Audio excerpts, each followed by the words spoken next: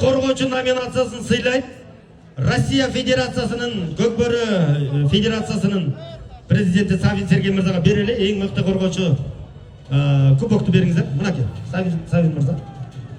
Ал эми эң мыкты коргоочу ким болду десеңиздер, Шахтер командасы Абдуллаев Арген мырза. Мыкты коргоочу номинациясы 10 000 сом акчалай сыйлыгы менен Абдуллаев Арген. Келгиле командалар, ошончун тез тизилип бергиле.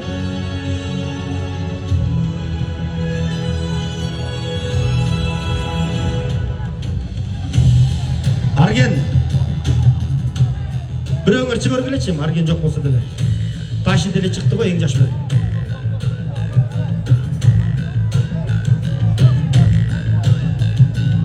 Мына команданын капитаны келди.